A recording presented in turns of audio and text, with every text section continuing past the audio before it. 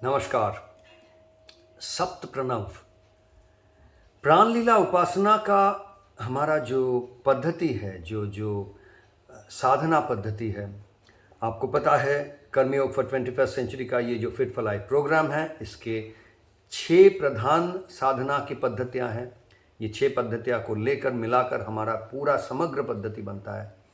इसमें से एक प्रधान है प्राणलीला उपासना, और प्राणलीला उपासना में भी आपको पता है इसके 18 चरण हैं। कौन कौन से हैं, 6 अंग क्या है कर्मयोग फॉर 21st सेंचुरी का फिट फॉर लाइफ प्रोग्राम का, वो आपको याद होना चाहिए। वैसे मैं बहुत बार इनको दोहराता हूँ। आप में से जो लोग सत्संग को रोज सुन रहे हैं, ख्याल कर रहे हैं, होमवर्क कर रहे हैं, नोट ले रहे हैं, चिंतन कर रहे हैं, सोच रहे हैं, अपने और अपने बीच में डिस्कशन कर रहे हैं, उनको पता होगा। जो नहीं कर रहे हैं उनके लिए फिर से एक बार दोहरा दूं। प्राणलीला उपासना, शक्ति स्ट्रेच आराधना, स्टैमिक फ्लेक्स आरती, सोमनो मैजिक, मेडिटेशन और लिवोसिन, ये 6 प्रैक्टिसेस या अभ्यासों को लेकर हमारा साधना पद्धति। अब इन 6 के अंदर प्राणलीला उपासना, इसके बारे में भी बोल रहा हूं। 18 चरण हैं। कौन से 18 चरण हैं, पहले बहुत बार बात हुई है। एक सत्संग में सिर्फ उसके बारे में बात किए हैं। तभी भी ये बताया था कि एक एक करके अलग अलग दिन हम इस 18 चरण में से हर एक चरण को और गहराई पे जाएंगे। तो ये कुछ तो ऐसा है, सिलेबस की तरह है। देखिए, प्राणलीला का अपना सिलेबस है। प्राणलीला उपासना का जो सिलेबस है उसमें सिर्फ ये बताया गया था कि 18 चरण है। तो उस दिन हम सिलेबस को सीख रहे थे। उसके पहले ये भी सीखे थे एक दिन कि उपास्य क्या है, उपासक क्या है, तो उपासना क्या होता है, ये सीखे थे। अब वहाँ से चलते चलते हम पहुँच गए हैं आज, जब हम 14वें जो चरण है, 14th जो चरण है, उसके बारे में गहराई से विश्लेषण करेंगे। इसके पहले एक दिन मैं विश्लेषण किया था कि 18वां जो चरण है, 18 नंबर जो चरण है, हास्य लीला, उसके बारे में बोला था। इसी तरह से आज 14 नंबर जो चरण है वो कौन सा है, वो है सप्त प्रणव। 14 नंबर के बाद ही हम सब अंतरंगी जो चरणे हैं उसमें चले जाते हैं, क्योंकि उसके बाद आता है साक्षी ध्यान। आपको याद होना चाहिए, मैं हर बार अलग अलग बोलने के पहले समय दे रहा हूं। देखिए, 15 नंबर है साक्षी ध्यान, 16 नंबर क्या है आपको याद होना चाहिए, 13 नंबर क्या है ये याद होना चाहिए। इस तरह से तो मैं अभी फिर से दोहरा नहीं रहा हूं, आप लोग याद कर ले। अगर याद नहीं है तो दूसरे जो सत्संग में जब इसके बारे में बात किए हैं उसके बारे में सोच ले। वैसे याद करने के लिए आप उल्टा तरफ से भी आ सकते हैं। 18 नंबर बात किया था मैं, हास्य लीला होती है। 18 के पहले क्या होता है, हम लोग जो प्राण शक्ति उजागर किए हैं, संचय किए हैं, इस प्राण शक्ति को हम सेवा रूप में उत्सर्ग कर देते हैं सारा जो जगत है उसके और, अनादि से अनंत के और। तो उसको हम लोग, वो 17 नंबर है, नाम नहीं बता रहा हूँ। 16 नंबर क्या है, जब हम साक्षी ध्यान खत्म किए हैं उसके बाद आंखें खोलते हैं, जगत दर्शन करते हैं, उसके बाद आंखें बंद करते हैं। उसका नाम भी नहीं बता रहा हूँ इसलिए क्योंकि वो आपका होमवर्क होना चाहिए, आप उसको नाम को याद करें। इन 4 जो 18 चरण हैं, इन नामों को भी आपको याद करना चाहिए। यद्यपि मैं ये नहीं कभी कहता हूं कि आप नाम याद करें तभी आप प्रैक्टिस शुरू करें, क्यों नहीं नाम याद किए हैं, जाइए परीक्षा होगा, ये सब नहीं कहते हैं। क्योंकि ये सीखने सिखाने का जो पद्धति है ये कुछ और है। पहले भी मैं कहा हूं कि ये Karmayog for 21st century fit for life एक सीखने सिखाने का एक सिलसिला है। ये सीखने सिखाने का जो सिलसिला है, पहले भी बोला हूँ, आज फिर से बोल रहा हूँ, ये आधारित है जिस तरह से हम लोग मातृभाषा सीखे हैं, जिस तरह से चलना सीखे हैं, उसी सीखने की पद्धति पर आधारित है। यानी कि कोई अलग से टीचर आके, शिक्षक आके, स्कूल में भर्ती होकर, कोर्स में भर्ती होकर तभी सीख रहे हैं, ऐसी बात नहीं है। बस सत्संग करते हुए, संगत करते हुए, सानिध्य, गुरु की सानिध्य में, और सहपाठियों हो या आपके संगत कर रहे हैं, आपके साथ जो साधक भाई बहन हैं, सहसंगति है, सहसंगत करने वाले जो लोग हैं, उनके साथ संगत करते हुए और गुरु के सानिध्य में आप अपने आप अनायास सीख जाना होगा। जिस तरह से आप मातृभाषा सीखे थे, जिस तरह से आप चलना सीखे थे। फिर से कहता हूँ, दो बहुत अहम बातें, चलना यानी तन प्राण शारीरिक एक सीख है, मोटर स्किल्स कहा जाता है अंग्रेजी में, और भाषा सीखना एक मनश्चित्त की बात है, मानसिक बात है, जिसको अंग्रेजी में कॉग्निटिव स्किल्स कहा जाता है।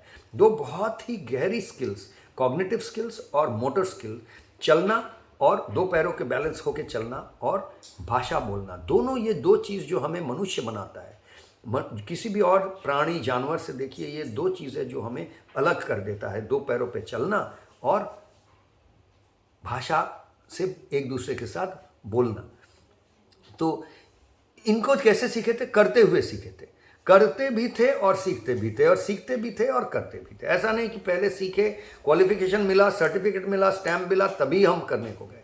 हर कोई एक दूसरे को सिखा रहा है और हर कोई सीख रहा है। जो थोड़ा पहले से सीख रहा है वो दूसरे को सिखा रहा है, जो आगे पहुंच गया है वो पीछे जो है उसको खींच रहा है, और एक हाथ उसका आगे बढ़ा हुआ है जो उनसे जो आगे हैं उनके। और मैं भी वैसा ही हूँ। ऐसा नहीं कि मैं इसमें एकदम सबसे ऊपर प्रखर शिला के ऊपर चढ़ा हुआ हूँ और मेरे ऊपर आगे कोई नहीं है। मैं जिन गुरुओं से जिनसे इंस्पायर्ड हूँ, जिनसे प्रेरित हूँ, वो सब कहाँ कहाँ पहुँचे हुए हैं। उनसे प्रेरणा लेकर मैं एक हाथ मेरा उनके साथ लगा हुआ रहता और एक हाथ से खींचने की कोशिश करता हूँ कि जो आज भी प्रयास कर रहे हैं मुझसे सीखने का। तो आप सब भी ऐसा ही सीखेंगे, यही परंपरा रहेगा इसका। तो सीखने सिखाने का जो परंपरा है, इसमें याद करना है जी, ये जो थियरी, जो उसकी बात मैं इस सत्संग में करता हूँ, ये बहुत ज़रूरी है, लेकिन अभ्यास उतना ही ज़रूरी है। तो आप आज का ये जो सत्संग है, ये 55 यानी 55वां सत्संग है। तो ये 55 दिन से आप अगर कर रहे हैं, अभ्यास कर रहे हैं, तो 3 घंटे की अभ्यास है हर दिन, तो आपको 165 घंटे का अभ्यास तो हो ही गया है। कोई बड़ा सारा कोर्स में आप भर्ती होते हैं, वहाँ भी ऐसे ही चलता है, 165 घंटे में बहुत सारा क्रेडिट्स मिलता है कॉलेज में वगैरह। तो जो भी हो, 165 घंटे का आपका देना हो गया इसमें। तो आपको ये सीखना ज़रूरी है कि थियोरी क्या है, जो सप्त प्रणव हम लोग करते हैं, अभ्यास करते हैं, उसके पीछे थियोरी क्या है। तो देखिए, इसका शुरुआत होता है ओमकार से। इसमें थोड़ा आज दूसरे दिन से ज़्यादा समय लग सकता है, आपको पहले ही बता दूं, लेकिन इसको शुरू करते हैं हम लोग ओमकार से। ओमकार बहुत पुराना परंपरागत एक चीज़ है, आपको सबको पता है। ये हिंदू धर्म में एक इसको बहुत महत्व दिया जाता है। वैसे ये सनातन का परंपरा रहा है ओमकार। आप समझने की कोशिश करिए तो ये कोई एक धर्म, जिस तरह से मैं इस पूरा चीज़ को समझाऊंगा और जिस तरह से हम लोग सप्त प्रणव को बांधे हैं, ये कोई एक धर्म की बात नहीं है। वैसे प्रणव जो है ओमकार, वो बहुत लोग धर्म के साथ जोड़ देते हैं, हिंदू धर्म के साथ जोड़ते हैं, उनकी गलत फहमी है। आप चीज़ को समझिए तो समझ में आ जाएगा।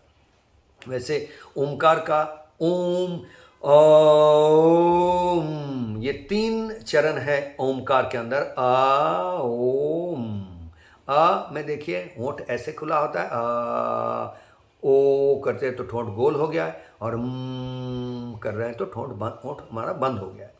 तो ये जो 3 भागों में बांटा गया है, साधारण तौर से ये आपको बहुत जगह मिल जाएगा। ओमकार का ये जो विश्लेषण है, वैसे ओमकार में कोई कहते हैं ओंग, ये ग से खत्म हो रहा है, ओंग ओंग ओंग ग ओंग। तो ये जब भी ओंग बोलते हैं तो होंठ बंद नहीं होता है, ओंग। और ओम म से जब खत्म कर रहे हैं तब आप देखेंगे होंठ बंद हो रहा है, ओम। होंठ बंद करेंगे तो म से ही खत्म होगा, बंद नहीं करेंगे तो ग से खत्म होगा। ये फर्क है, बेसिक फर्क ये है। ये क्यों होता है, अब कोई इसका कोई प्रतीकी फर्क निकाले, कोई सिंबॉलिज्म निकाले, तो वो उनकी बात है। वैसे देखिए, किसी भी चीज़ का प्रतीक बन सकता है।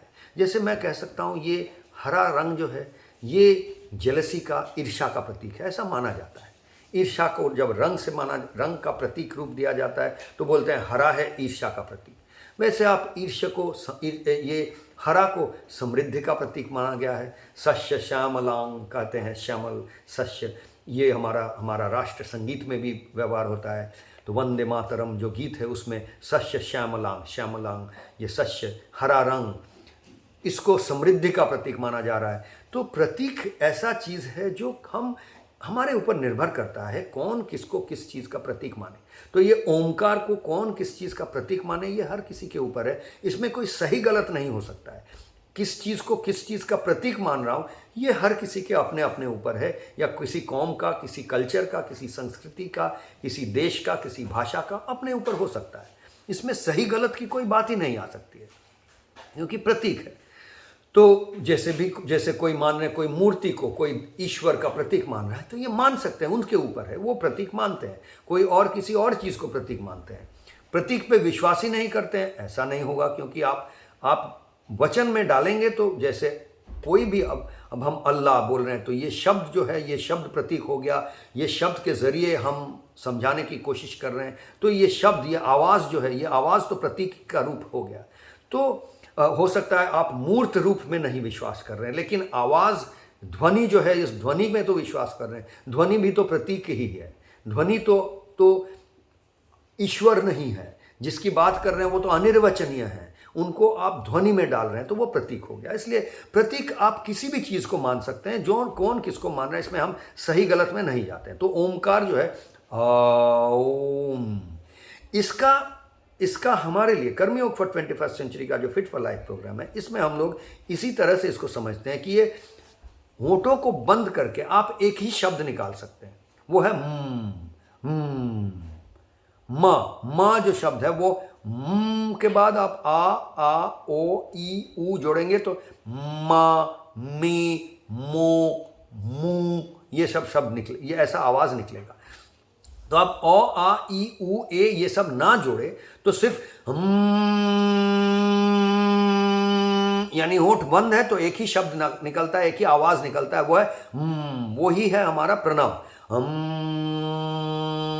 अब उसके पहले आ और ओ जोड़ते हैं तो जोड़ सकते हैं, आप नहीं भी कुछ और जोड़ सकते हैं, कौम करके भी आप कर सकते हैं। जो दूसरे तरह का आपको ओमकार प्रणव सिखा रहे हैं उसकी बात मैं नहीं कर रहा हूं, लेकिन हम लोग जब प्राणलीला उपासना के अंदर सप्त प्रणव कर रहे हैं, उसमें आप लौम भी बोल सकते हैं, आपके ऊपर है। लेकिन मूल चीज़ है, मूलभूत चीज़ है, आपको में आना है। जब बोल रहे हैं तो आपको ये जो वाइब्रेशन है, जो प्रकंपन है, वो प्रकंपन कहाँ हो रहा है वो महसूस करना है, अनुभव करना है। तो ये तो अंत में होता है, सप्त प्रणव का लास्ट स्टेज हो गया, अंतिम चरण हो गया। उसके पहले 6 चरण है। कौन कौन से 6 चरण है? देखिए, शब्द के जो आवाज़ है उसको छोड़ के और 6 ऐसे आवाज़ है जिसको हम निकाल सकते हैं, आ ई ओ ऊ ना लगाए, वो लगाए बिना। कौन कौन से शब्द है, आवाज़ है जो हम निकाल सकते हैं? आप क शब्द जो है उसको नहीं निकाल सकते। क बोलने के लिए आपको का, की, को, कू, देखिए आ ई ओ ऊ जोड़ना पड़ता है। प आप बोलिए, तो बोलने की कोशिश कीजिए प शब्द को, आ ई ऊ ए जोड़े बिना आवाज़ ही नहीं निकलेगा। तो जब तक नहीं होठ खुलेगा और आ ई निकलेगा तब तक कोई आवाज़ ही नहीं निकलेगा। प होठ खोलेंगे तो पा निकलेगा, होठ दूसरे तरह से ऐसे खोलेंगे तो पो निकल आएगा। देखिए, पो, ऐसा ही ये रीति है। ये कोई धर्म वर्म ये वो बात नहीं है, यही प्रकृति है, ऐसे ही आवाज़ निकलता है। तो यही इसकी साइंस भी है, धर्म भी है, जैसा आप मानना चाहते हैं मानिए। तो पहला जो है वो हम लोग कहते हैं ग साउंड जो है, गॉड या गुरु या गाड़ी, इसमें जो शब्द आता है ग, इस शब्द में हम लोग आते हैं, इस आवाज़ में आते हैं औ आ ई के बिना। तो आप आग जो जलता है उसको बोल सकते हैं आग, तो आप को जोड़ रहे हैं, गा नहीं बोल रहे हैं, आग, जैसे माँ नहीं बोल रहे थे बोल रहे थे, इसी तरह हम गा नहीं बोल के गा आग, और ग ये जब आवाज़ हो रहा है तब प्रकंपन कहाँ हो रहा है उसको महसूस कीजिए। इसके बाद दूसरा नंबर पे आ गया रा, तो रा, री, रू, रे, ये नहीं करके हर,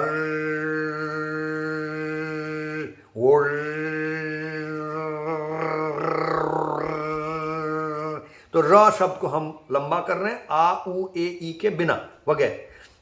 वो जब बोल रहे हैं तब प्रकंपन कहाँ हो रहा है उसको अनुभव कीजिए। सब आवाज़ के साथ अलग अलग शरीर के आपके अलग अलग जगह में प्रकंपन होगा। जब हम किसी दिन जब हमारे जो जो नादी है वगैरह है ये सब के बारे में बात करेंगे, तब उस दिन और गहराई से इसको दूसरे तरह से समझाएंगे। जैसे जो कुंडलिनी जागरण की बात आती है तो हमारे अलग अलग चक्र की बात आती है, ये सब के साथ जोड़ेंगे तो वो एक अलग ही बात हो जाएगा। आज उस पर नहीं जा रहे हैं। आज आप प्रकंपन कहाँ हो रहा है शरीर का उसको सिर्फ समझने की कोशिश कीजिए।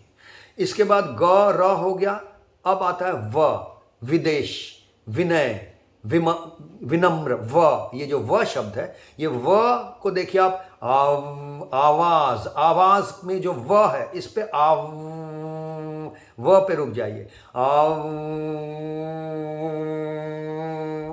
ब जो है, ब और व में अंतर यह है कि आप ब आ ई जोड़े बिना नहीं बोल सकते, लेकिन व जो है यह आप बोल पाते हैं, ये आवाज निकाल पाते हैं। आपका दांत जो है ये सिर्फ आपके होंठों पे लगा हुआ रहता है ऐसा, और आप आवाज निकाल रहे हैं। तो ये हो गया सप्त प्रणव में तीसरा नंबर। वैसे चौथा नंबर ये ग र व, आप देखिए गुरुदेव में भी आता है। गुरुदेव जब कहते हैं इसमें ग र व आ गया। द जो शब्द है ये भी आधा आधा है, वैसे बोलना मुश्किल है। दा दी दू ये आप बोल सकते हैं, आवाज निकलता नहीं है द को। तो गुरुदेव में द जो है वो आधा ही रह गया। इसको आप बिना, इसको प्रणव के तौर पे नहीं लाना मुश्किल है, लेकिन कोशिश करने से थोड़ा थोड़ा होता है। तो इसको आधा आधा प्रणव के तौर पे हम लोग लेते हैं लेकिन ये तीन ही व्यवहार करते, ग र और व, गुरुदेव में जो आता है। इसके बाद हम आ गए ल शब्द, ला ली लू लौ। ये ल शब्द को अल एल कल बोल के आप ल को बढ़ाएं तो वो हो गया चौथा नंबर। अल्लाह में भी आता है अब इसको आप जोड़ेंगे तो अल्लाह आ जाएगा, लेकिन अल बोलते रहेंगे तो ल को आप बड़ा कर रहे हैं। देखिए प्रकंपन कहां हो रहा है। तो ये चौथा नंबर हो गया। इसके बाद हम आ रहे हैं ज या स श, ज स श, ये सब एक फैमिली में आ गया। इसको आप शा शी शू सा सी जा जी ऐसे बोल सकते हैं। इसी तरह से आपको आज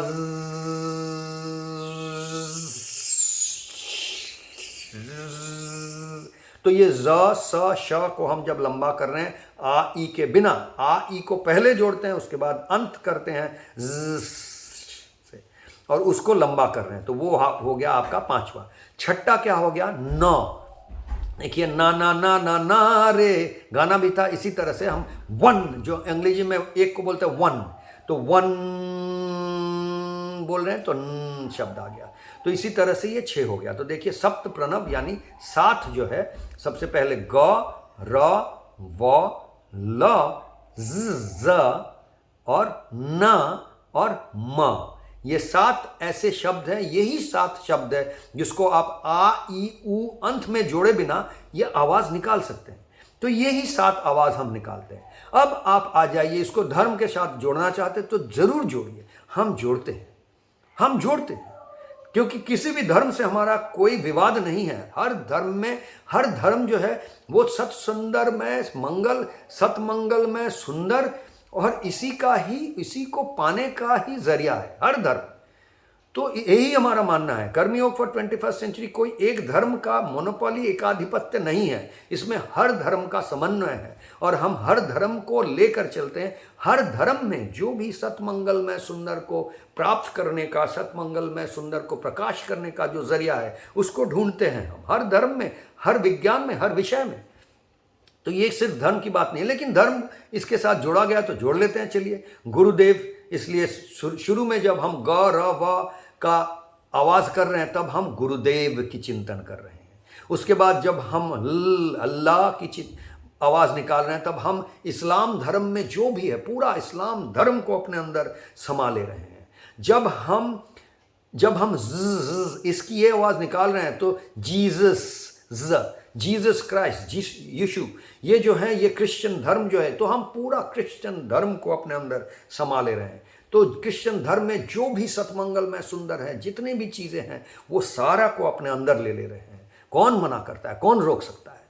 उसके बाद हम ना जो है ये बौद्ध धर्म में देखिए वो वन एकता पे ही आधारित है, क्योंकि गौतम बुद्ध जो थे वो चल पड़े थे अपने राजप्रसाद से ये ढूंढने के लिए कि दुख का कारण क्या है, और ढूंढते ढूंढते जब उनको गया शहर में पीपल गाछ के नीचे, वृक्ष के नीचे उनको बौद्धत्व लाभ हुआ, तो उनको यही समझ में आया कि द्वैत जो है यही दुख का कारण है, अद्वैत जो है मतलब एकता, ये सुख का एकमात्र उपाय है।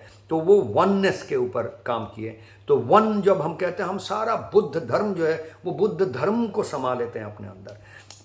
तो हर धर्म को संभालिए, बच गया ओम जो हिंदू धर्म का प्रतीक रहा है बहुत हजारों साल से। तो तब हम जब कर रहे हैं हिंदू धर्म का जो भी रहा है, जिसमें जितना भी रहा है वो सारे चीज़ को अपने अंदर समा लेते हैं। तो यही है सप्त प्रणव का सोच विचार करने की विधि, क्रिया, प्रक्रिया। उस समय क्या सोचेंगे, क्या मन में लाएंगे, चेतना कैसा रहेगा, हम कौन कौन बन के कर रहे हैं, सर्वधर्म समन्वयी बन के ये सप्त प्रणव को करते हैं। तो ये हो गया हमारा सप्त प्रणव का विषय का आधार, इसका करने का विधि आपको आज समझाया। जब इसके बाद आप जब प्राणलीला कर रहे हैं, याद रखिएगा इस सत्संग में जो मैं कहा, पहले ही बोला था, थोड़ा आज लंबा होने का विचार था क्योंकि ये लंबा विषय है। आशा है कि इससे आपको प्राणलीला उपासना का और विशेषतः सप्त प्रणव का पूरा लाभ आप ले पाएंगे इसके ज़रिए। आज के लिए इतना ही। नमस्कार।